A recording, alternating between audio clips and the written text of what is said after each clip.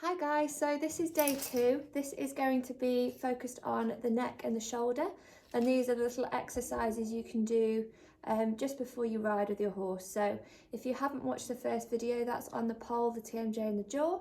The nice thing is they can be used independently, so you don't have to watch that video first, but it's just to know that you can combine all of these little exercises together if you wanted to do the whole horse, or if this is where you find your horse has the most issues, then you can just watch this video and do these little exercises. So this is Spud, and I'm going to show you first of all a couple of neck exercises that you can do, and they're both a continuation of the exercises that we did on the pole the other day. So I'm just moving back a little bit.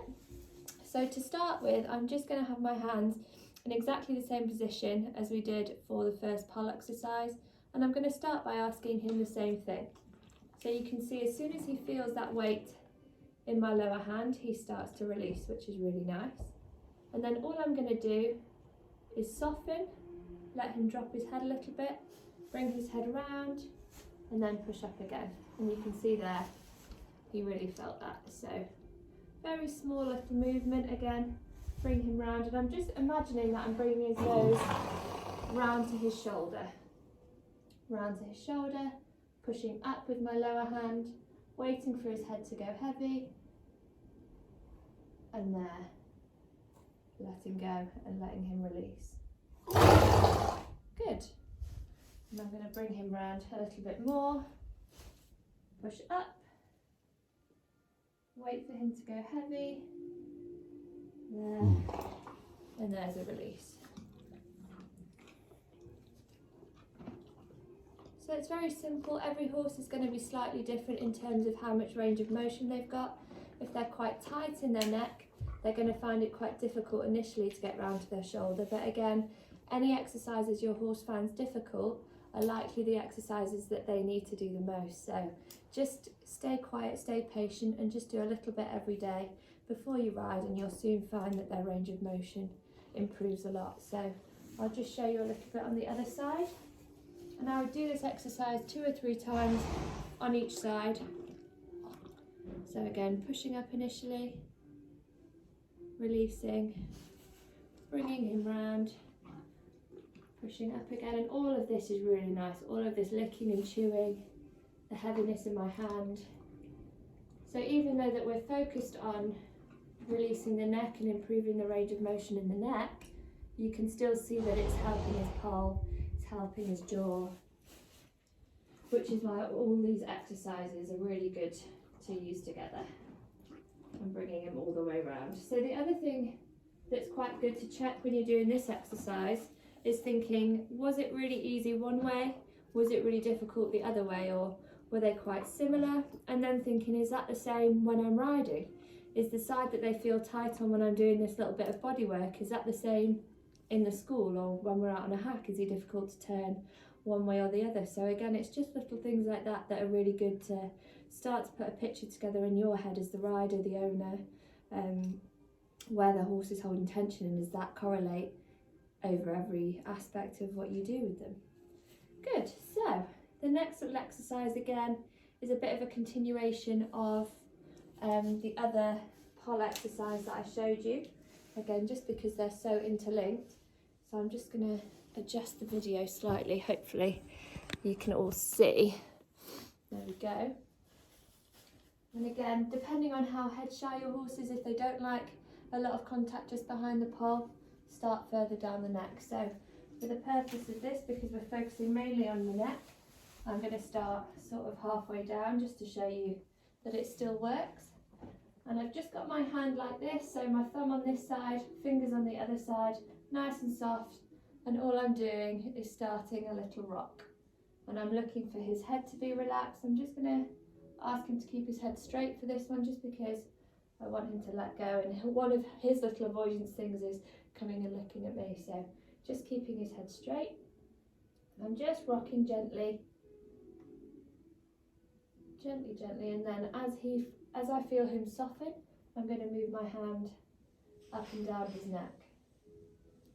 Again, my hands and my fingers are staying nice and soft. I'm not grabbing or squeezing the muscles. I'm literally just rocking backwards and forwards.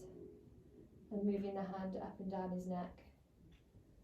And then if I feel like he's nice and soft with that and he's responded really nicely to that, I'm going to come down this big muscle at the base of his neck. A lot of horses can be very sensitive here, so just test it first. Make sure that you're not going to hold a muscle that's sore. If it is, just go back to using one hand and we can do some other stuff for that later. But if they are happy with you holding it, again, it's a very soft, gentle hold. And I'm just going to increase the range of motion of the wiggle, and you can see he's really feeling that straight away.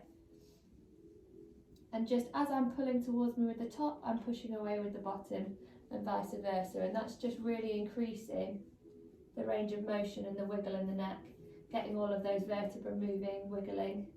And also we're releasing this nuchal ligament, which is up at the top of the neck, that if that gets really tight and blocked, that can cause a lot of saddle fit issues, stride length issues, and over time even potential lameness issues. So keeping this nuchal ligament nice and flexible and elastic is really important as well.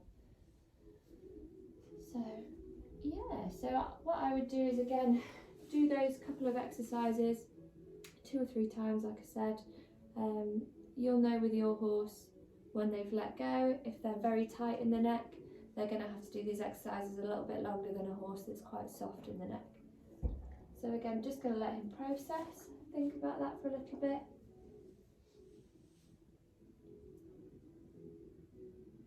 See if he's going to release any more or whether he's all done. And then we're going to move on to the shoulder. So hopefully you guys can see, but again, I'm just going to start by coming down the front of his body and into the middle of his chest here, and just hold this nice muscle that's just on the side here. What I'm going to do is I'm going to pull very gently towards me, and then my other hand is just on his wither, and I'm just going to push. Imagine that I'm pushing away with the top hand. And again, this is a very slow, gentle one, but all we're doing is starting to open up this whole area, open up the thoracic sling, open up the shoulder, make sure these muscles are nice and soft and starting to relax before we start to move the shoulder around. Again, any of this movement, that's all nice, it's all a good sign. And obviously I would do this on both sides, but I'm just going to show you on this side for now because that's kind of the side that you can see on the film. No, that's quite a nice release. So even though that's a very subtle technique, you can see when he released, he was really feeling that in the shoulder. So once I've done that a little bit, got a bit of a release, the next thing I'm going to do is pick up the front leg. And I'm going to do that just by coming behind the knee and just asking for the leg, and then I'm just going to support the knee in my hand and bring the leg forward to about 90 degrees, so hopefully you can see that there.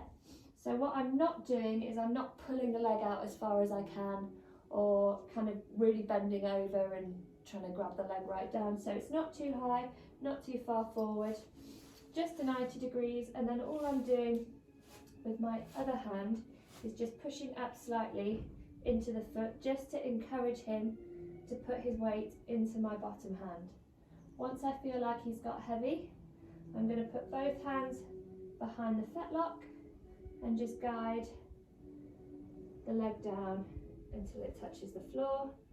But what I want to do is make sure that he's got no weight on that leg, because then when I come to the knee and just start to do a little wiggle, you can see how nice and soft all those muscles are. And there he's doing a bit of an extra stretch, showing off a little bit. But that's really nice. If they want to do that, it means that he's really stretching down over his back, over his neck. And you can see now, the more that we're doing this, the more those muscles in his shoulder are releasing, really wiggling. And there's a nice release from him again, that licking and chewing. So then I'll just stop, let him have a think about it.